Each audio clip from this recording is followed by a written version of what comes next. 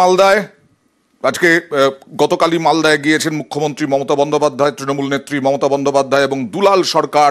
2রা জানুয়ারি যাকে একেবারে ভয়ঙ্কর নৃশংসভাবে হত্যা করে দুষ্কৃতীরা, সেই দুলাল সরকারের পরিবারের পাশে দাঁড়ালেন মুখ্যমন্ত্রী মমতা বন্দ্যোপাধ্যায়।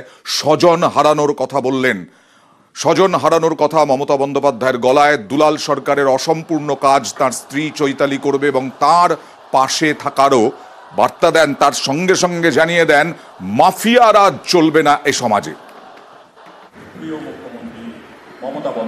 আমার খুব একনিষ্ঠ সহকর্মী এবং দীর্ঘদিনের জননেতা বাবলা, যাকে দুলাল সরকার ভালো নাম, বাট আমি বাবলা নামেই পরিচিত। আমি ছাত্র রাজনীতি যখন করি তখন থেকেই এদের সকলের সাথে আমার এত গভীর যোগ ছিল যে আমি নিজে একজন স্বজনকে হারিয়েছি। তার পরিবার চৈতালি এখানে আছে। আমি তাকে বলবো বাবলার অসম্পূর্ণ কাজ সম্পূর্ণ করবার জন্য, এবং আমরা সবাই তোমার সাথে আছি। আমি চাই যারা করেছে মাফিয়াদের কোনো জায়গা এই সমাজে নেই, যারা সন্ত্রাস করে তাদের কোনো জায়গা এ সমাজে নেই, যারা দাঙ্গা করে তাদের কোনো জায়গা এ সমাজে নেই, যারা বোনেদের ওপর অত্যাচার করে তাদের কোনো জায়গা এ সমাজে নেই, যারা মানুষকে ভালোবাসে তারাই আমার স্বর্গ।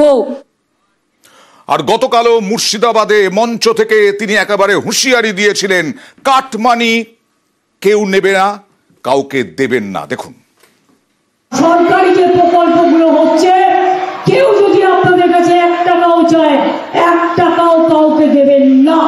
যদি কেউ টাকা চায় পুলিশ থানায় গিয়ে ডায়েরি করবেন, আর যদি পুলিশ ডায়েরি না নেয় আমার মুখ্যমন্ত্রী সরাসরিতে জানাবেন।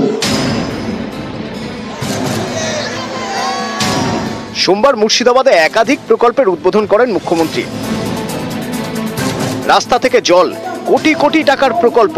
সেই মঞ্চ থেকেই কাটমানি রুখতে কড়া বার্তা দেন মুখ্যমন্ত্রী মমতা বন্দ্যোপাধ্যায়। কেউ লোক করবেন না, আর সরকারি যে প্রকল্পগুলো হচ্ছে কেউ যদি আপনাদের কাছে 1 টাকাও চায় 1 টাকাও কাউকে দেবেন না। তার কারণ হচ্ছে এটা সরকারের টাকা, অন্য কারোর টাকা নাই। যদি কেউ টাকা চায় পুলিশ থানায় গিয়ে ডায়েরি করবেন, আর যদি পুলিশ ডায়েরি না নেয় আমার মুখ্যমন্ত্রী সরাসরিতে জানাবেন। মুর্শিদাবাদের গা ঘেঁষে বয়ে গিয়েছে গঙ্গা পদ্মা। বিভিন্ন জায়গাতেই বছর বছর ভাঙন।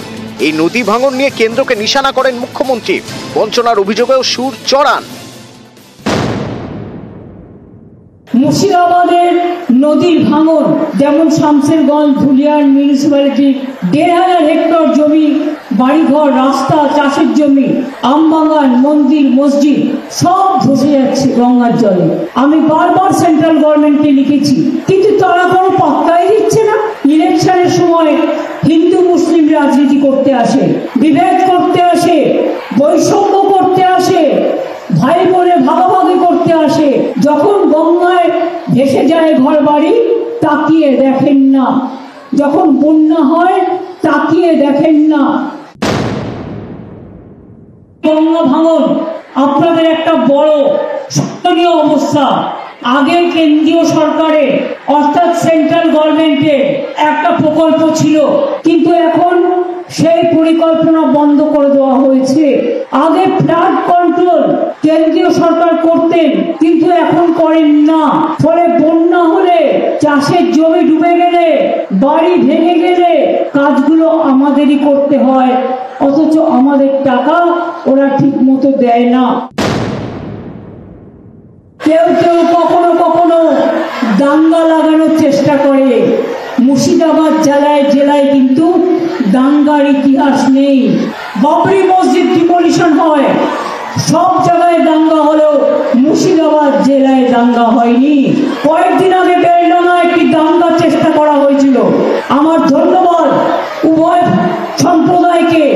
আমরা ঐক্যবদ্ধ পরিবার, আমাদের মধ্যে কোনো ভেদাভেদ নেই। যারা করে তাদের আমরা ঘৃণা করি।